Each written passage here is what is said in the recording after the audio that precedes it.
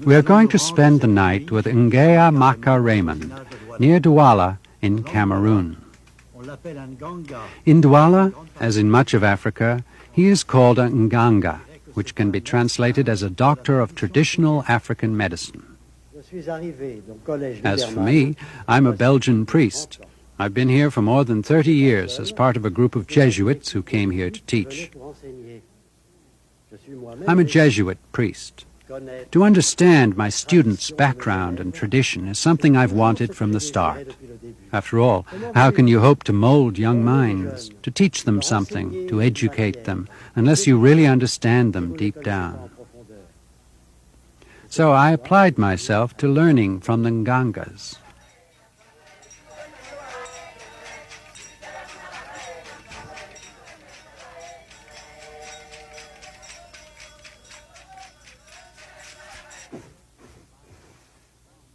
The bursts of fire are like bomb blasts, and aimed at whom? Aimed at the sorcerers. Ngea Maka Raymond begins with a torrent of fire, a massive nocturnal healing event during which he aims to free 11 people held prisoner by means of witchcraft. I've personally taken part 10 times in such events near Douala in the 15 years since I've been friends with Ngea. This is the first time the treatment has been filmed. Ointments and massage to strengthen the body in its battle with the sorcerers.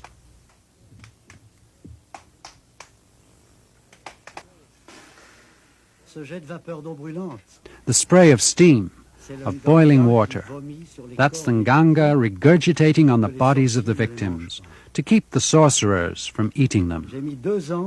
It took me a long time to understand that the Nganga's vomit is wholesome and therefore repels the sorcerers. And who or what is a sorcerer? A sorcerer is a perverse being who makes everything around him sick, who eats away at people and destroys them from within. A sorcerer isn't necessarily aware of his or her evil nature. Ngila is another Nganga who lives nearby. Ngea and Ngila are sworn enemies of sorcerers. They have a kind of second sight that enables them to hunt up and battle with sorcerers. Sometimes they have to drive away an uninvited guest, who is probably a sorcerer. L'œuf a la valeur d'un animal. An egg is the equivalent of an animal. Breaking it on a victim's body is paying a kind of compensation to the sorcerers so that they will give up their prey. In the pit sits the sickest of the patients. On the right, near the fire, are Ngea and Ngila. Further over, there's a place for their assistants. No one may move without Ngea's permission.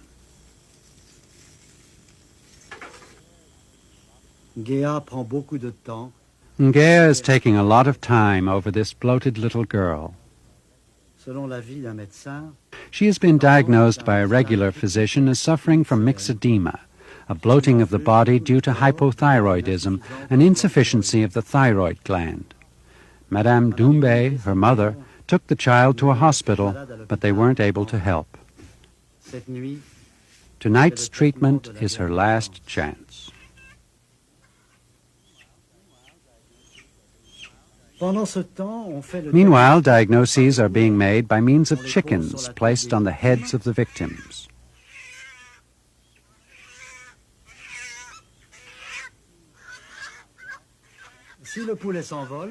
If the chicken flies off, that's the sorcerer taking his leave.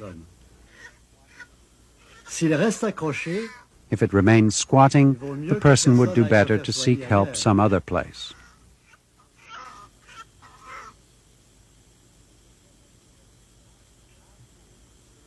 How can people sit seriously with chickens on their heads?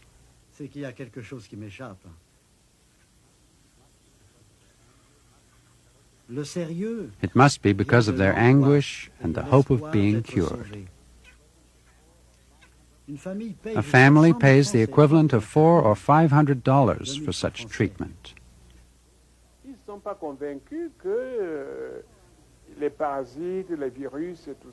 The people aren't convinced that parasites and viruses and those things are the only cause of disease.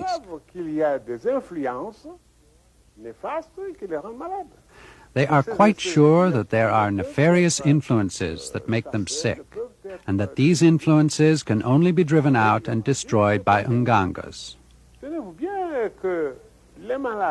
Look, even the patients inside a medical hospital want to be cared for by ngangas. It is a fact that Ngea plays up the theatricality of the ancient rituals. He explains it by saying that people nowadays have less faith than they used to.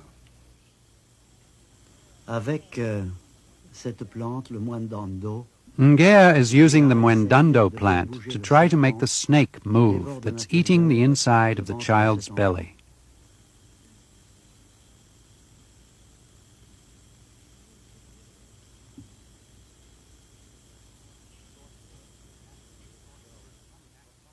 A sorcerer is attacking the little girl to punish her father. Ngea thinks that the family's two other children are also in danger. A burning hot knife is applied to the belly to budge the snake. What dreadful family events can cause a child to be so ill? I never found out. Most of the time, witchcraft has to do with family affairs. Eventually, all the chickens flew off, so that ngangas could go on with their treatment. Bernard Congo is an nganga who is like my bodyguard. His other occupation is bus driver in Douala.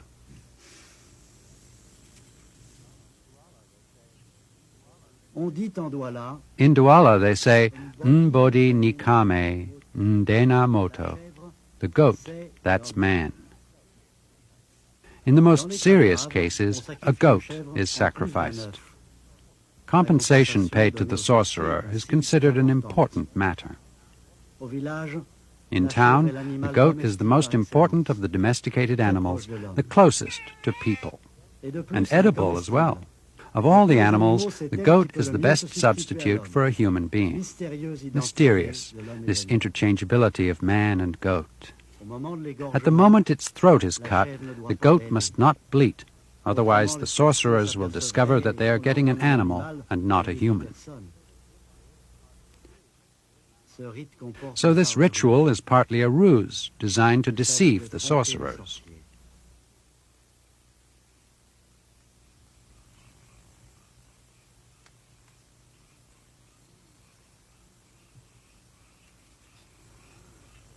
The man in the pit is a recently retired government official. It's better not to mention his name. One of his 8 children is attending a French university. His medical diagnosis is diabetes.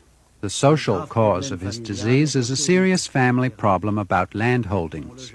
People are jealous of him. They're trying to make him disappear by means of witchcraft.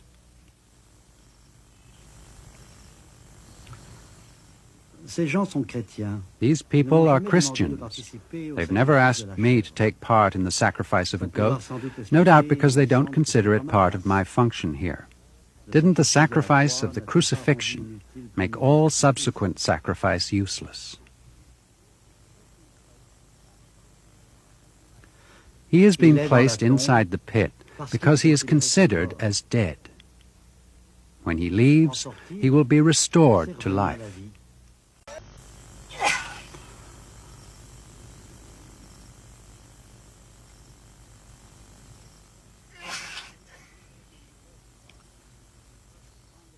This has been the first part of the treatment, a kind of facing off between the ngangas and sorcerers in a world unseen by ordinary eyes, a dreadful world of perverse and evil intentions. This part lasted from 11 at night until 2 in the morning. Dora is vomiting blood. She blames her illness on her family, which is angry because she hasn't married. All kinds of things go on at the hospital. For example, me. I didn't cough. If I had coughed, I could have had an X-ray to find out if it was nothing or if it was TB, which begins that way, you never know. But in my case, I just suddenly fell over, throwing up blood. I was exhausted. This is the market, right in Douala, where I was sent by a Nganga to buy a goat. The Nganga was trying to get me to see. To develop second sight requires the eyes of a goat. To see what? The violence that rules the unspoken relationships between people. In other words, to open my eyes to witchcraft. I wrote about it in my book called The Eyes of My Goat. Into the early hours, Ngea, Ngila, and their assistants will move in and among the patients. On another level, in another reality, they have gone far away to find and bring back the same victims held prisoner in the fields on a mountain 50 miles away from where we are. For what we see here is only the appearance of the victims, their shells, so to speak. In reality, they are laboring night and day. That's why they're so tired and so ill. They've been sold into hard labor by someone close to them. They're slaving away for someone else's benefit. So now they must be brought back from the plantation on the mountain. You suspect witchcraft if someone has some unexpected good fortune. The connection is surmised between the sudden success of one person and the illness of another. This is called Lekong sorcery. To free these people is a valid thing, a good thing.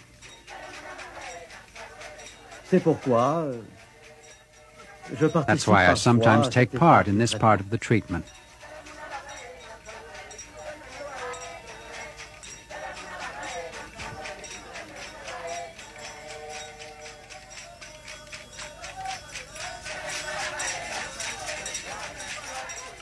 In the long march to the mountain to free the prisoners.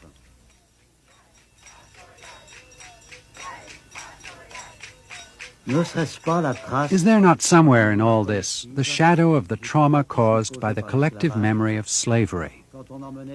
When Africans were sent off to the faraway plantations in the Western Hemisphere to create the fortunes of their new masters.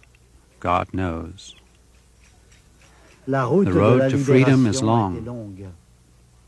The group rests for a while in the Dibandi. The emotional state of the patients is, so to speak, reunified. They can breathe again. They have, in a way, found themselves again. Their terror is quieted. The spell has been broken. One by one, the patients are taken back to the door of the enclosure, exhausted by the events of the night, but happy. All of them, Ngea, Ngila, and their assistants go to help them. They're trying to reinstill the joy of living in the child, to make her dance.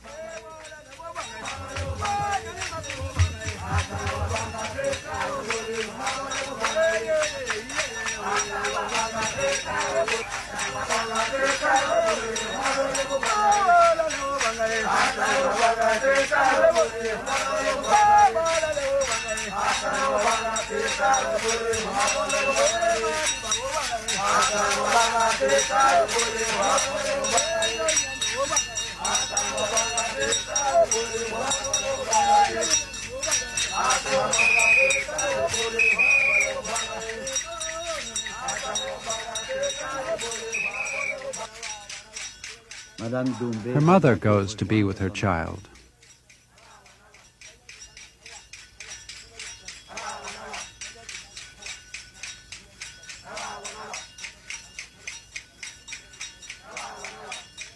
Au moment où la nuit s'impose encore, And at that point, when it is no longer night and the first hint of daybreak appears, they make ready the ritual meal called ndindo. c'est un acte sacré de réconciliation par la nourriture prise en commun. The dishes have been prepared by the families: rice, miondo, ndole. C'est comme une It is all a little like the Eucharist. People meet for a meal at which they eat the person or animal which has been sacrificed in place of the victims. The ancestors are served first. As Ngea always says, it isn't he who helps the sick, it's the ancestors. During the night, the talk was about witchcraft and breaking the spell. During the day, they speak of illness and medication. But it all has to do with the same people, and Ngea prefers not to draw distinctions too clearly. Each patient drinks a glass of Bwanga Bwamondo, which is a tonic with a vegetable base that is also helpful in treating intestinal disorders. Bwanga Bwamondo means black medicine. Its real name is a secret. In traditional African medicine, there is no clear distinction between the medications of the night and those of the day, as if the psyche and the physical body were so closely linked that it would be pointless to treat them separately. Both rituals and plants must be used. Plants and tree barks have to be gathered elsewhere, quite a distance away.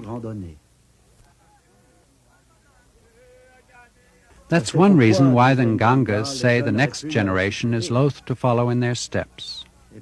More and more Ngangas are dying without handing down their secrets to a successor. A great pity, but Nganga's life is not easy. I leave Ngea to go ahead with a tia into the forest toward the sacred trees.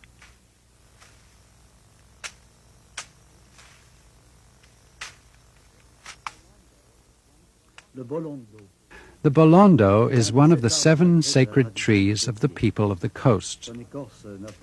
Its bark doesn't have a strictly medical value as hospitals measure these things. Its importance is mystical.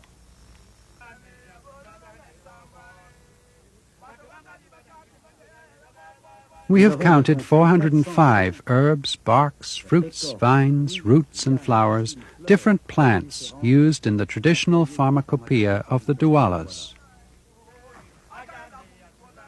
The plants that come from this forest are very strong in their effects. They are used to make many different kinds of drugs. Unfortunately, which plants and how they are used is secret. We wish Ngangas would share their knowledge, but tradition forbids their telling. Back at the house, Itia at once prepares a medication for a patient who has been awaiting our return since daybreak. But the next day, everything is fine, and you feel great.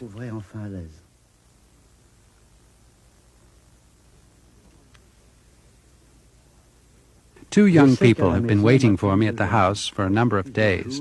They've asked me to wash their faces, a traditional rite whose purpose is to ward off disease. Ngea is asked to do this all the time. When I'm asked, I respond by means of the Catholic liturgy.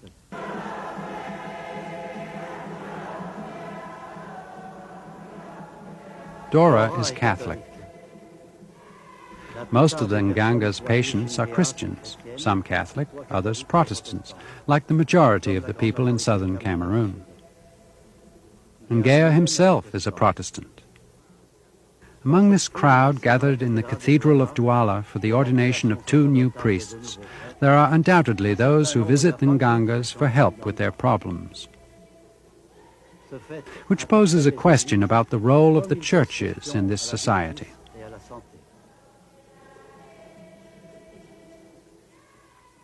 Traditional African medicine rests on certainties that antedate the arrival of missionaries. The missionaries forbade Christians to go to the Ngangas for treatment. Nowadays, we recognize that traditional African medicine does indeed cure some illness. Are we to prevent Christians from being cured? The faithful will expect the priests to provide what they expect from their ngangas, namely healing.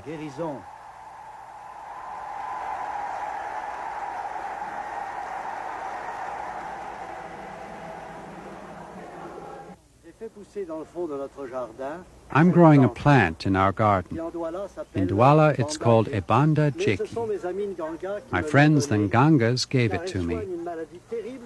It's a remedy for an awful illness, one that's very widespread in this country, diabetes. I can picture myself as a very, very old priest, if my superiors let me stay here, when I no longer have the strength to preach in the church, caring for my people here with the help of the Ebanda Jeki.